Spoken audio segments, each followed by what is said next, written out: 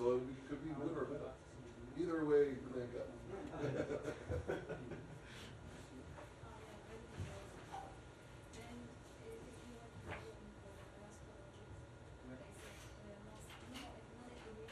It's like, inshallah. Willing. The other way. Yeah, but in my family it means no. So when you ask when you're a kid and you ask your mother, can I go to McDonald's? She says inshallah. That means no. Yeah, actually the quote is the same. They say inshallah is not convincing. It's like, we'll see what happens. That's funny.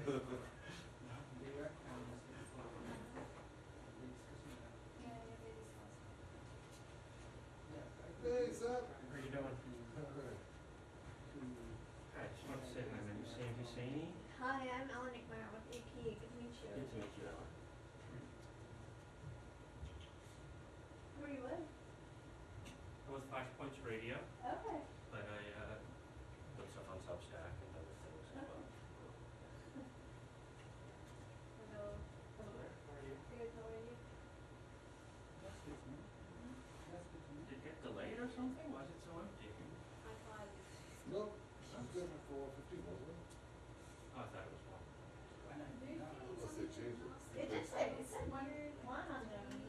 Last night it said 1:15, and then they usually say one. Yeah.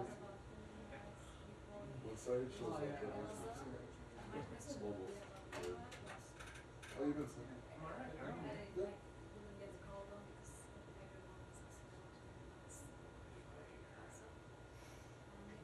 I was thinking of coming in today, but I said I don't want to go to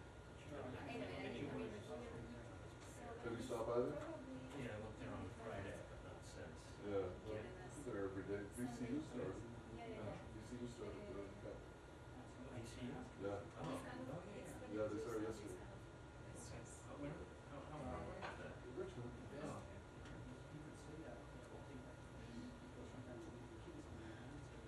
Just a little crazy. It started out this flakiness in the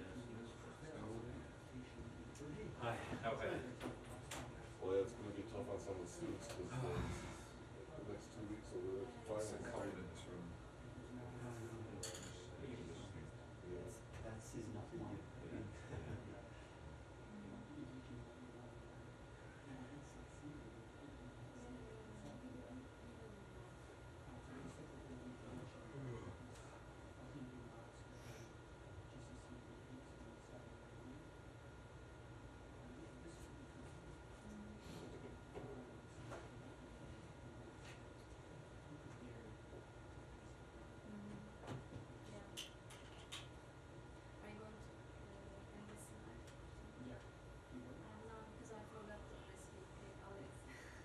Alex normally would remind me, but this time.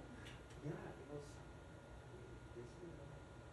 Yeah, I saw the email and I was like, okay, I saw this and I'm gonna RSVP you later. I forgot. It was a busy moment. Okay, anyway, I attended all the embassy nights since I became this kind of exception.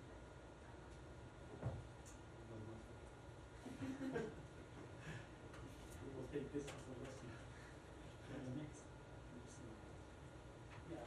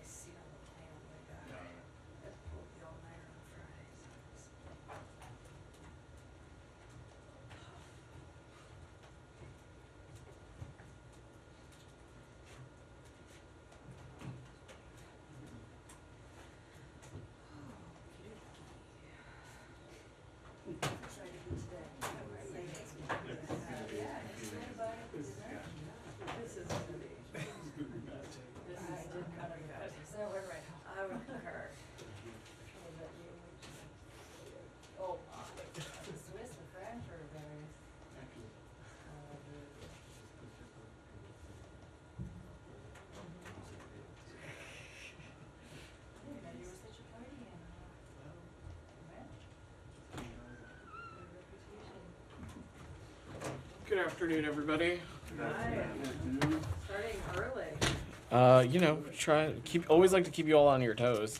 I have a little bit of a heart out today, guys, so I'll try to get through as many of you can, but I'm going to be mindful of the time. Ellen, would you like to kick us off? Sure, thank you. Secretary Blinken has made a decision to give Israel more time to rectify the situation with the IDF unit that, after deeming that it was guilty of gross abuses of human rights and that Israel has not held it accountable. And separately, there are the 4 other cases where there was, I believe, a staff recommendation, according to ProPublica, that these other groups had also committed gross human rights violations and the Leahy Law should apply to them. And Secretary Blinken waited 5 months, according to the ProPublica article, to make a decision on that. So this, is there, the one unit, Netza Yehuda, is, according to the Israeli military, still operating and operating in Gaza sometimes. There's not much of a sign of urgency from the State Department that there are these Israeli units accused of gross human rights violations, extrajudicial killings, torture, rape, and the death of the U.S. citizen. Question there, Yes, Ellen. getting there. There doesn't seem to be that there needs to be any urgency to protect the Palestinian civilians who are being exposed to these gross human rights violations, including with a postponed decision on Netza Yehuda. So to take a step back, I take it you are referring to some of the things that were publicly reported at the tail end of last week in reference to some correspondence that the Secretary had with congressional leadership. Is that what you're referring to? Okay. So I think it's important that we take a little bit of a step back here. First, when it comes to the Leahy Law, we have a careful and very deliberate process when it comes to implementing the Leahy Law. And I want to reiterate what you've heard me, the Secretary, Matt, and others say before, which is that the same standards when it comes to the the same standards of the application of this law applies to every country that receives U.S. security assistance. What I can say in terms of where the process is right now is that after a careful process, we found 5 Israeli units responsible for individual incidents of gross violations of human rights. All of these were incidents much before October 7th, and none took place in Gaza. 4 of these units have effectively remediated these violations, which is what we expect partners to do. It is consistent with what we expect all countries whom we have a security relationship with. For a remaining unit, we continue to be in consultations and engagements with the government of Israel. They have submitted additional information as it pertains to that unit, and we're continuing to have those conversations, consistent with the memorandum of understanding that we have with the government of Israel that was entered into in 2021.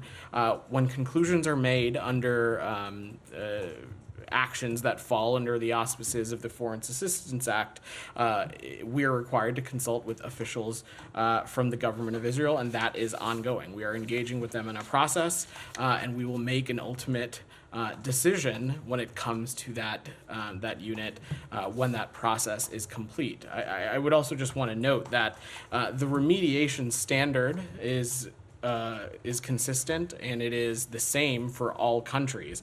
And what we ask of host governments in that situation is effective steps being taken consistent within their processes and systems to bring respective parties to justice.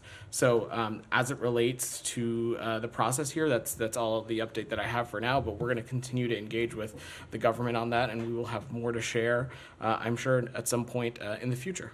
There doesn't seem to be a sense of urgency in the meantime.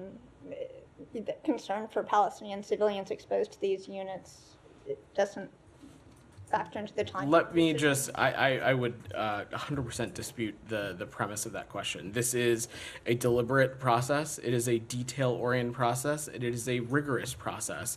It is easy to sometimes want things to happen as quickly as possible, but it is more important to ensure that these processes are happening in the most robust and rigorous way possible, because we are ultimately dealing with facts, and we want to make sure that we can follow the facts and make sure that we are appropriately engaging with appropriate stakeholders, including in this case the government of Israel.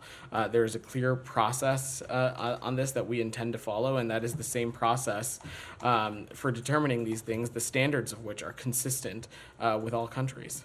Go ahead, Kylie. I just want to follow up on what you've been saying about the standard, being a typical process that you follow, and remediation, being standard across the board. So what is the remediation standard here? How long are you? So that's the point that I was making, is that the standard of remediation is that these respective countries take effective steps to hold the accountable party to justice. And that is different on a country-by-country basis. I'm not going to be prescriptive of that on here, including in this incident.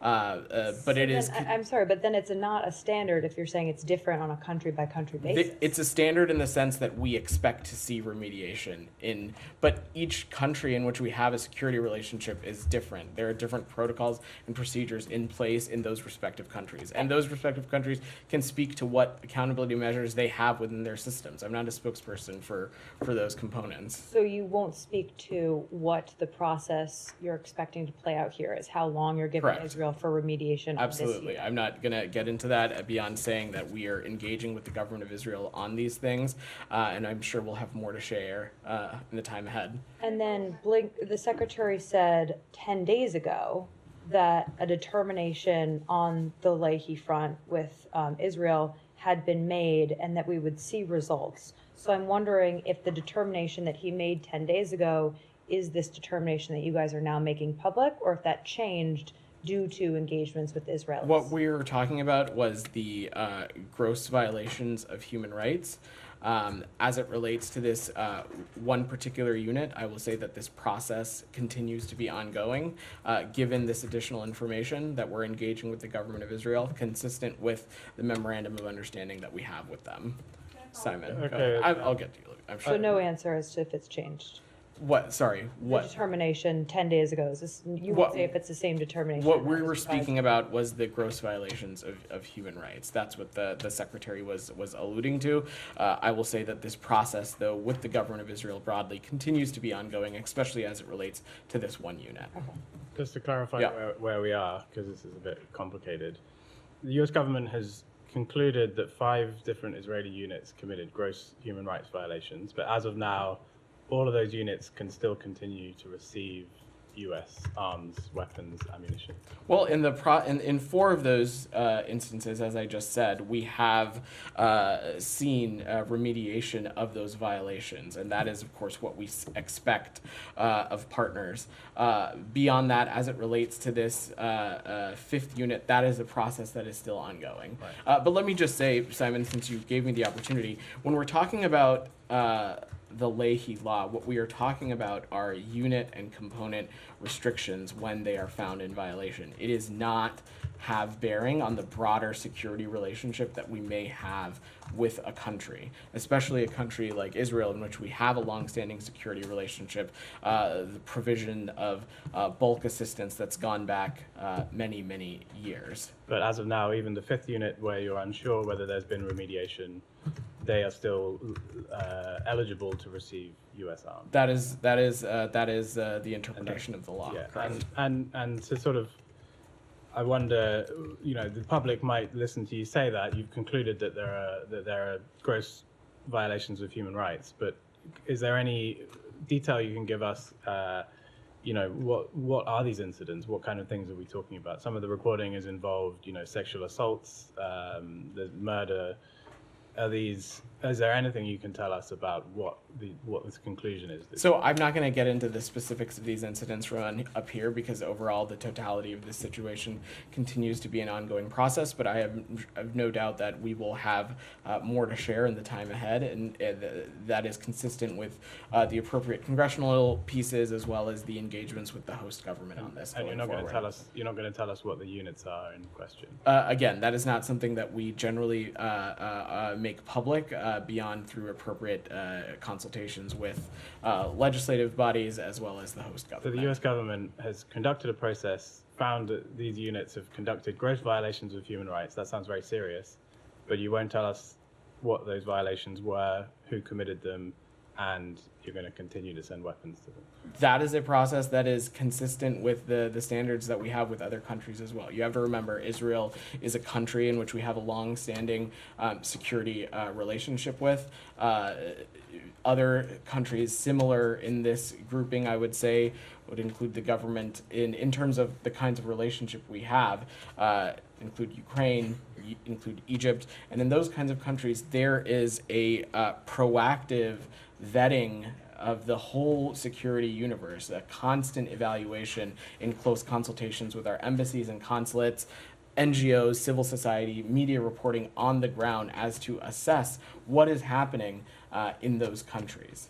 And so consistent with that process, I'm not in a place to share publicly the specific components of their security services in which this is applicable to. Sorry, hold on. Is this on this or on the? Okay, let me get to Olivia. Then I'll come to you, Leon. I'm so sorry. Can you talk about within what time frame this new information from the Israeli government reached the State Department? I'm just not going to speak to that specificity on diplomatic engagements. What I can say is that they provided additional information to us, and that is a process that's going to continue to be ongoing. But was that additional information supplied after the Secretary made his revealed that some determinations had been made? I'm just not going to get into the diplomatic engagements that we have. What I can say is that this is consistent with the memorandum of understanding in which we have with Israel to talk about these things prior to any conclusions that are made under things that fall under the Foreign Assistance Act. Generally speaking, are governments under Leahy that we have relationships with bound by a certain amount of time? They are not. Which they need to provide evidence or sort of confirm that they have taken steps against They are not. They are this not. is a completely open-ended Correct. process, and violations can stretch on for an indeterminate amount of time. And at what point then does the department actually take any punitive measures? Well, again, you have to. It's important to remember, Olivia, that each country is different, so it's difficult to talk about these circumstances with a broad brush stroke. What I can say is that there is not a stipulation on timing, but we'll continue to have these engagements, and we will press directly with governments and countries about sharing applicable information. Again, in the context of Israel, this is a government in which we have a long-standing security relationship with. There is constant, around-the-clock evaluation and vetting ongoing as it relates to the security parameters and circumstances on the ground. So we are looking at reports. We are looking at public reporting. We're looking at media reporting, just as we would do in any conflict zone, ensuring that there are no violations of international law, no violations of humanitarian law.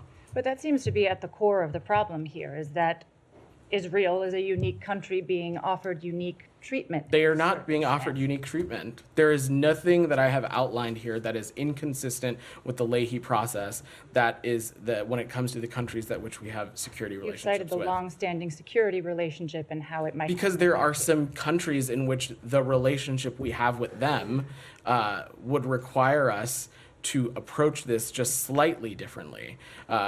Ukraine being an example, Egypt being an example, Israel being another example. But there is not a special treatment. There is not a different standard. What does slightly differently mean? So Israel is a country in which we have a long-standing security relationship. There is a lot of bulk assistance that is going, whether to use an example, things like bulletproof vests or something, in which the government of Israel may choose to want something like that, and then it is then on the central government to disseminate that to specific units or components within their security system.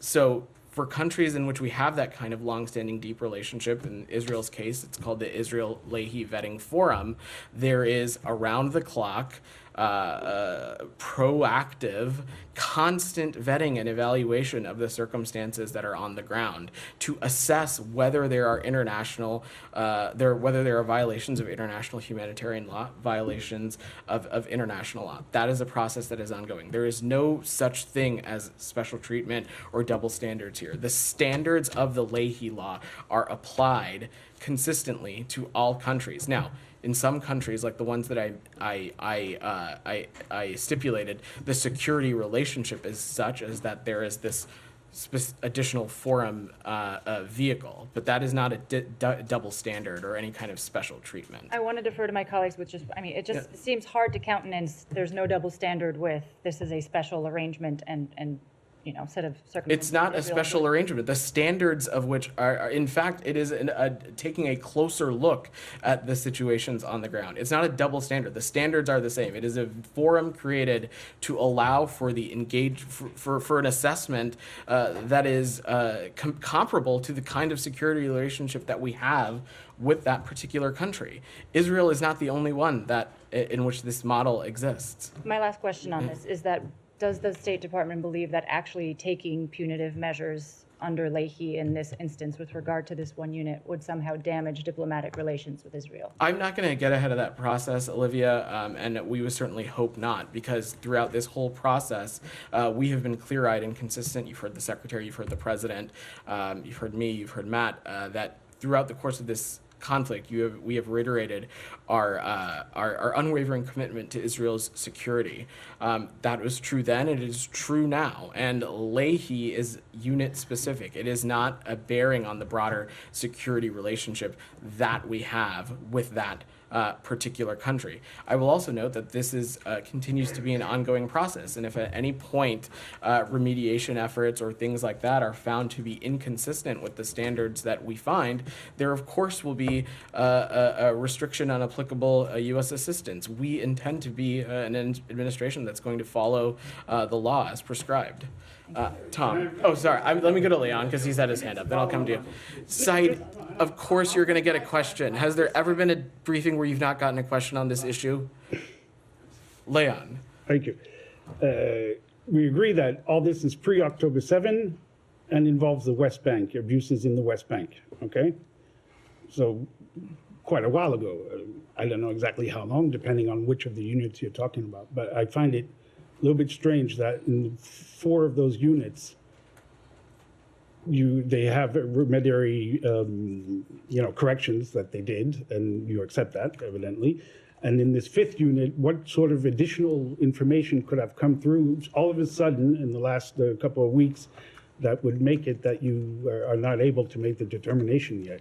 And then second question, what kind of remediary decisions are we talking about? Disciplinary? What kind of corrections? Can you speak to that? So on the second point, that's up to the host government. The standard that we expect is that they bring the relevant parties to justice. We cannot have some kind of prescriptive metric, given that each country is different and their procedures as it relates to their own government systems and military systems are different. But our standard for remediation, we expect that of all countries in this case. But beyond that, Leon, it is an ongoing process, so I'm not going to get more prescriptive or specific on the relevant details. Tom, go ahead. Yeah. I mean, I'm confused. Do you know whether or not the Israelis have remediated this unit? That is essentially what we are engaging with them on as it relates to this. Again, I can say that in these 5 individual incidents of gross violations of human rights, or for 4 of these units, they have effectively remediated those violations, which is, again, something we expect and want from the countries that which we have security relationships with. It's what we expect of our partners. As it relates to this remaining unit, the government of Israel has submitted additional information. We are currently reviewing it. which is consistent with the memorandum of understanding we have with them. We're engaging with them in a process, and we'll make a decision from there when that process is complete. Okay, but the answer is you don't know. You don't know if they've remediated this unit on these cases, and we don't know what the cases are because you're not. When I say something is mid-process, it's safe to assume. Yeah, but the law is really clear. So the law says no assistance shall be furnished to any unit of the security forces of a foreign country if the Secretary of State has credible information that such unit has committed a gross violation of human rights. So you've made that determination that they have committed a gross violation of human rights. The exception is that prohibition shall not apply if the Secretary determines and reports to the appropriate congressional committees that the government of such country is taking effective steps to bring responsible members of the security forces to justice. So has the Secretary notified Congress that they are taking effective steps? So I'm not a legal or technical expert. Know, and you've just said you don't know if they've remediated. So, I'm happy to check on the specifics of the legal process for you, that is Tom, the and legal get back process. to So you. according to the legal process, you've determined that they have carried out gross violations of human rights, but you haven't determined they've remediated. And yet the Secretary said on April the 19th you had made the determinations. So I'm just really confused about what changed after April the 19th. As I was pretty clear, what I shared was that the government of Israel has shared additional information with us, and that, according to the law, that is not an effective remediation. So at the moment, you have a situation where you have determined there is a gross violation, but you don't have remediation.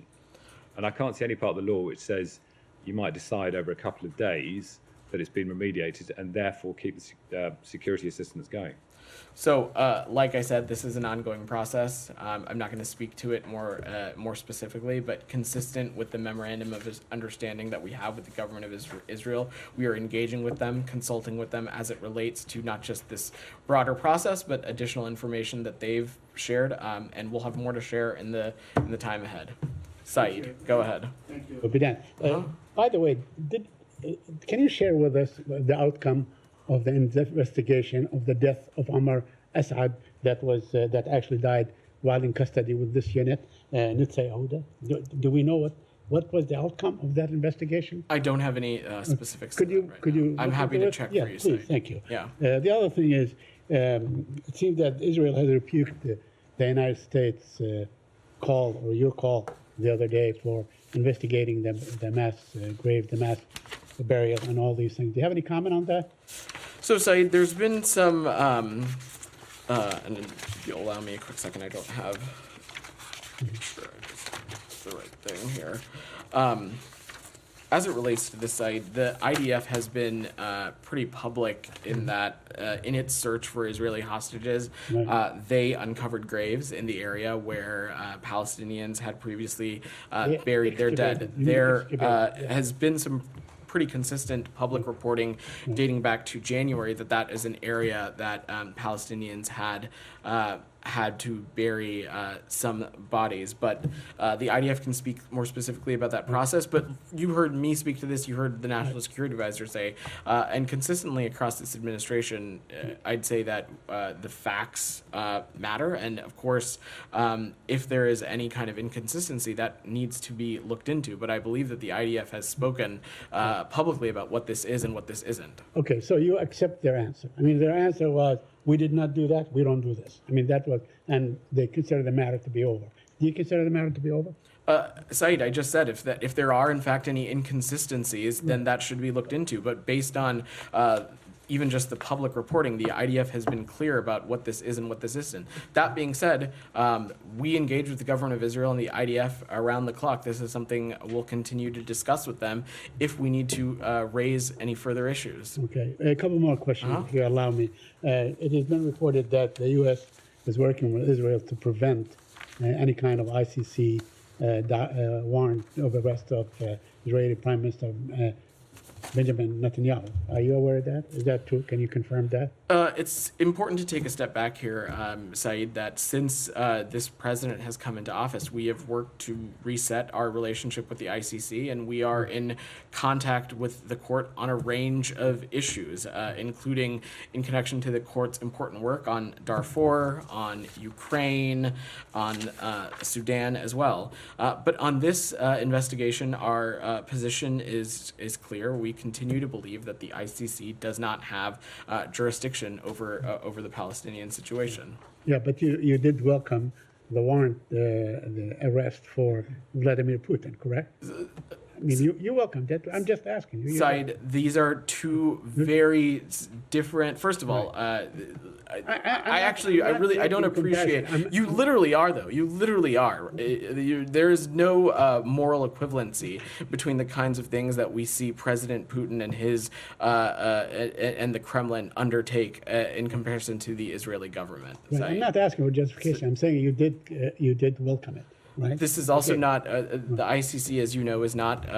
We are not party to the Rome Statute. That's true. Let me ask you one last question on the Saudi trip, on the Secretary's trip to Saudi Arabia.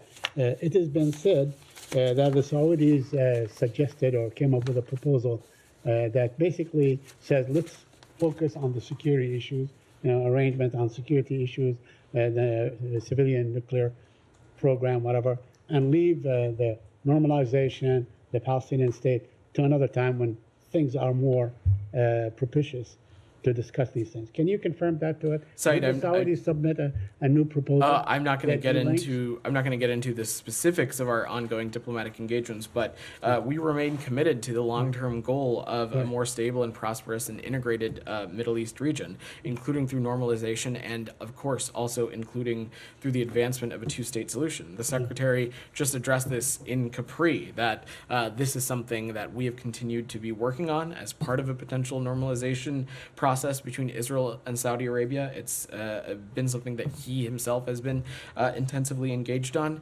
But beyond that, we'll just defer to our Saudi partners to speak to that. As far as you know, there's been no proposal delinking these issues and focusing on the security issue versus the Palestinian normalization issue. Said, we think that an integrated Middle East region should include normalization between Israel and Saudi Arabia, but also the advancement of a two-state solution as well. Go ahead, Geeta. Thank you, Vedant. On the ceasefire aspect of the Gaza war, the Secretary in Riyadh today said that, and I quote, between the people of Gaza and the ceasefire is Hamas, unquote. He met with the Arab foreign ministers. He met with the Turkish foreign minister there. Does the State Department see a role for the Islamic Republic of Iran on this decision by Hamas that everybody's waiting on to whether to take the proposal or not, one way or another? I cannot think of any actions in the past, I don't know how many years, that the Iranian regime has taken that one that has actually been beneficial to the Palestinian people. What I would just say broadly, any country is welcome to play a positive role, but actions speak louder than words. And when it comes to the actions of the Iranian regime, the track record is pretty clear. They continue to be one of the largest exporters of terrorism. They continue to be a backer and funder of groups that have been focused on destabilizing and bringing violence to the region. So their actions are pretty clear here. Go ahead in the back. Yeah. Thank you very much. On Friday, State Department strongly commended the attack on the Hormuz gas field in Kurdistan. But my question is, how the United States can protect Kurdistan region from militia groups where there is also U.S. investment in the region? So we do strongly condemn the attack on the Hormuz gas field, and we offer condolences to the families of those who were killed, and we wish for quick recovery of those who were injured. And as we've said previously, attacks like this on civilian infrastructure, they're an affront to Iraqi sovereignty. Go ahead, Sam. Yeah, thank you. Let me try to approach the whole Leahy Law thing in one or two different ways. You say that U.S. law is applied systematically throughout. Does Israel have nuclear weapons? Because there's U.S. law that says that there should be a funding cutoff under the Arms Export Control Act and the Glenn-Symington Amendments that says that there shouldn't be aid to nuclear proliferators. And Israel is a damn sure nuclear proliferator. But last time I asked, you folks won't even acknowledge the existence of Israel's massive nuclear arsenal. Yeah, I still don't have a comment for you on that. But U.S. law is applied systematically, but you won't even acknowledge Of course, U.S. law is applied systematically. But you won't even acknowledge the empirical reality of a nuclear weapons arsenal. I don't have anything for you on that. All right, let me try a different fact then. Tomorrow there will be a decision issued by the International Court of Justice. Nicaragua invoked the Convention on the Prevention and Punishment of the Crime of Genocide. Not just simply, to punish genocide, but to attempt to prevent it in real time. Nicaragua's lawsuit says that it is, quote, enabling Israel to perpetuate genocidal acts, quote, Germany has provided political, financial, and military support to Israel, fully aware at the time of the authorization that the military equipment would be used in the commission of grave breaches of international law by this state and in disregard of its own obligations. As I understand it, Nicaragua is doing this against Germany and not the U.S. because the U.S. has a reservation in the Genocide Convention saying that it will not adhere to any judgments by the International Court of Justice.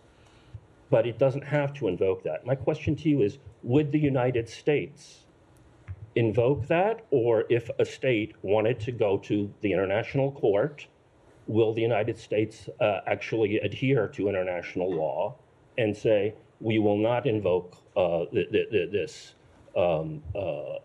this way of bailing out of the legal system? We will actually abide by a court decision.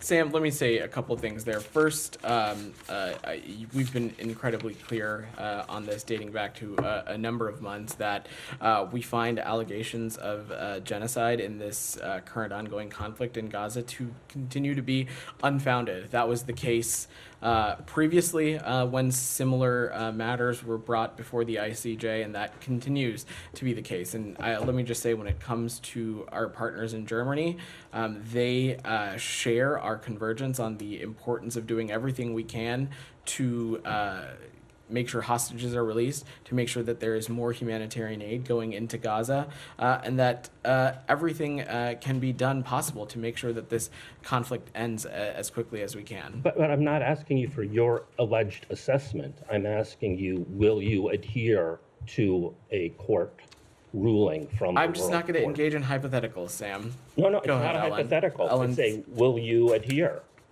Go ahead, Ellen. I was just going to say, Secretary Blinken himself has made clear that there's not remediation by this unit. The letter to the House Speaker says that Blinken will work to identify steps to get Israel on a path of remediation for this unit. And as my colleague here pointed out, that's not in the Leahy Law. The Leahy Law doesn't say you can enter negotiations to try to bring a country into I would not mediation. call it negotiations. We are engaging with the government of Israel on facts and on information that is consistent with the memorandum of understanding that we have with them. I think it's also important to remember we want to see remediation when it comes to our partners and countries in which we have longstanding security partnerships with. Rabia, go ahead. Yeah.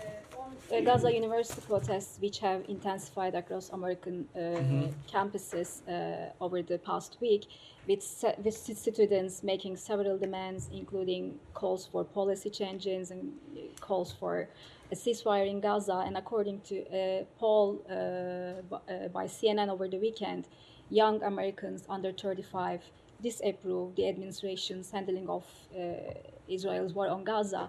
And, many countries, including your allies in the region, also expect you to change course and put more pressure on Israel. So are these objections and protests considered in policy making process in this building? And specifically, I'm wondering, will U.S. policy be changed or affected by these protests in any way? Look, Rabia, when it comes to people protesting, sharing their opinions, making their voices heard,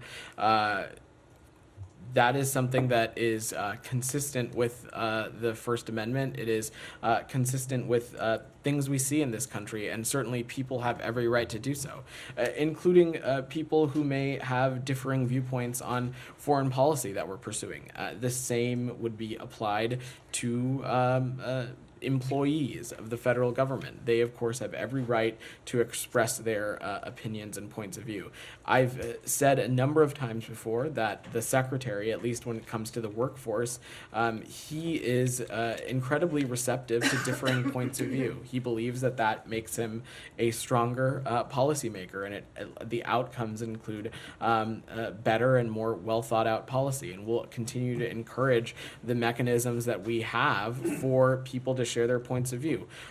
When it comes to protests, though, people continue to have every right to do so. We would just continue to press that they be nonviolent and that they remain peaceful. But will the U.S. policy be changed or affected in any way? When it comes to the policy that we're pursuing, Rabia, the only real metric for us is what is in the interest for the American people and what keeps the American people safer and more secure.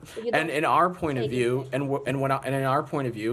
more humanitarian aid going into Gaza is also good for the United States. The defeat of Hamas is also good for the United States. Ensuring that Gaza can no longer be a springboard for terrorism is also good for the United States. And a two-state solution that brings about greater peace and stability and integration in the Middle East region is also good for the United States. We are pursuing these policies because we believe they are in the interest of the American people.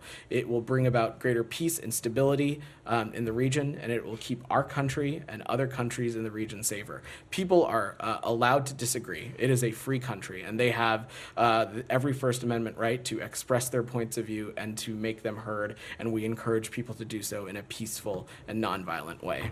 DR, go ahead. Thank you, Vedant. A question on the attack on the Kurdish gas field in Kurdistan region of Iraq, as you speak of moments ago.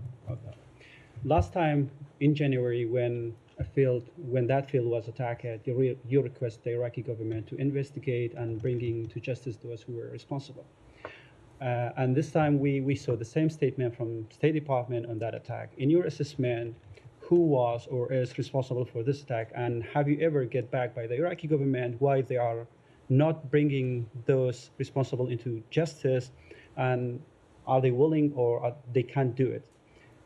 Is that something of your concern? So I don't have any assessment to offer when it comes to a responsible actor there, and so I will just refrain from commenting. One more question on that. As you are pushing or helping or wanting Iraq to get its energy independence from Iran, and that's why you are wavering the sanctions to get electricity from Iran. And this field is one of the alternatives for the Iranian energy supply to Iraq.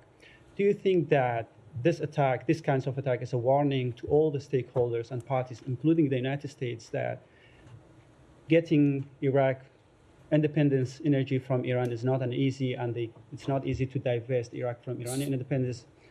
Are you considering these attacks into your calculations when you're speaking of Iraqi independence energy from Iran? So I'm certainly not going to speculate on why or why not someone chose to strike an electricity field or a gas field. What I can say, though, is that these kinds of affronts to civilian infrastructure, they are a direct attack on Iraqi sovereignty, and that's why you saw us condemn them. But I don't have anything else beyond that. Michelle, go ahead. On the normalization between Israel and Saudi Arabia, Secretary Blinken said that we're getting close to an agreement on bilateral things. Can you elaborate on that? I can't, Michelle. I'm not going to get ahead of the process here, but the Secretary just last week in Capri was laid out that this is something that we've been working on, including as part of a potential normalization process between Israel and Saudi Arabia. It's something that we've been intensively engaged on, and we believe that this is something that is key to what is our long-term goal, which is a more stable, prosperous, and integrated Middle East region. Olivia. Yeah. Yeah. Public comments by the Secretary this morning, he indicated that a new offer by Israel on the table is extraordinarily generous. Is there a sense that a deal is closer than it has been in recent weeks, or is Hamas the same unknown that it has been? So our hope is that, of course, that some kind of progress can be made. We remain committed to reaching a deal for an immediate ceasefire that secures the release of hostages and takes some additional steps for the surge of humanitarian aid. To echo the Secretary, a generous deal has been put on the table, and it's now on Hamas to accept the deal. I will just say that currently, what is standing in the way between a ceasefire and some progress for the Palestinian people is Hamas. Go ahead. Clarification on this one, please. Go ahead. Now, the Secretary was talking about sustainable calm.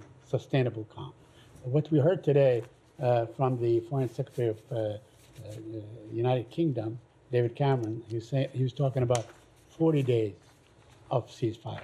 Could I'm not going to be prescriptive about this process, Saeed, beyond saying that we're committed to reaching a deal that includes an immediate ceasefire, that includes the release of hostages and additional humanitarian aid. It's something that we're continuing to work towards. As the Secretary said, a generous deal has been put on the table, and really the responsibility now is for Hamas to accept it. But it includes no time. I'm not going to be prescriptive about the process, Saeed.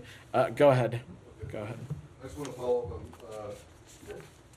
Saeed's question regarding Omar Assad. Now, Netza Yehuda has been cited for gross violations of human rights, including for being responsible for the death of an 80-year-old American citizen, Omar Assad.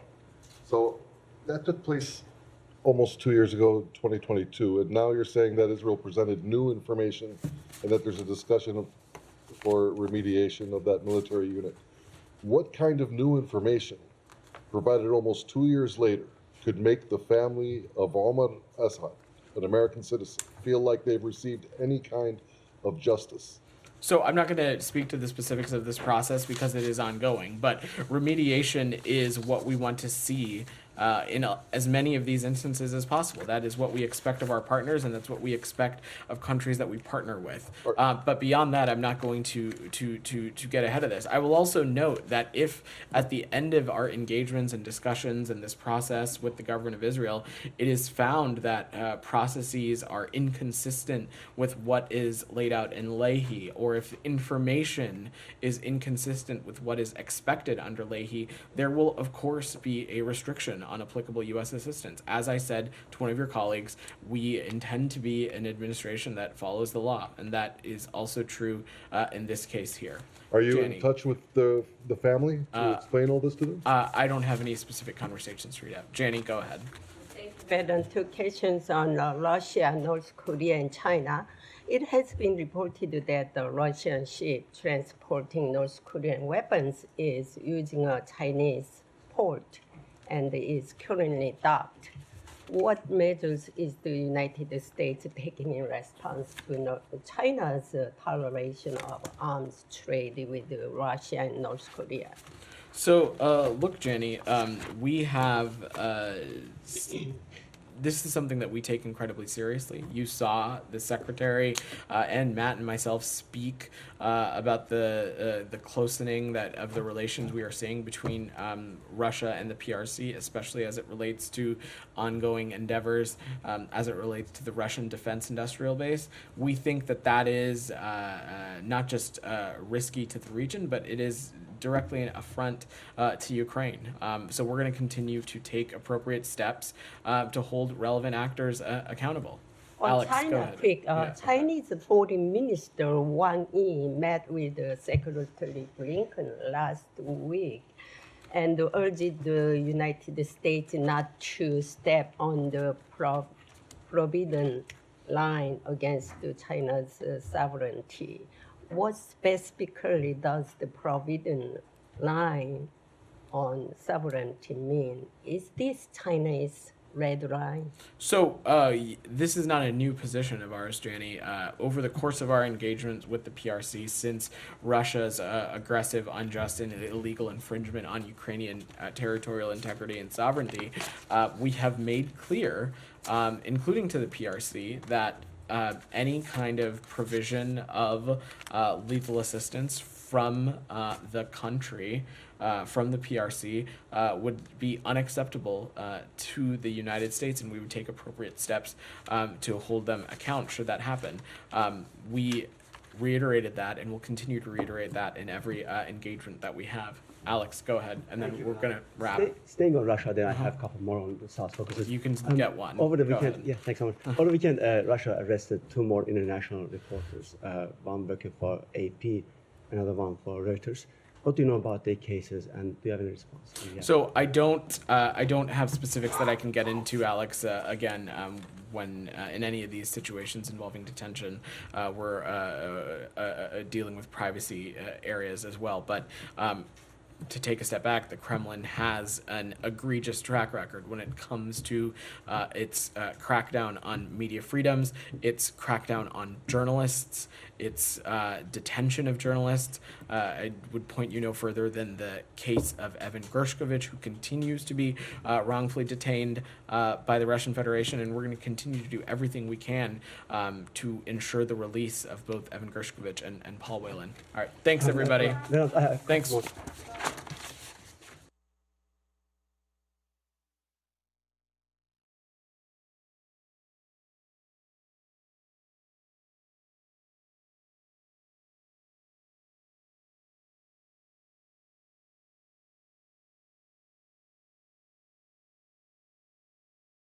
Thank you.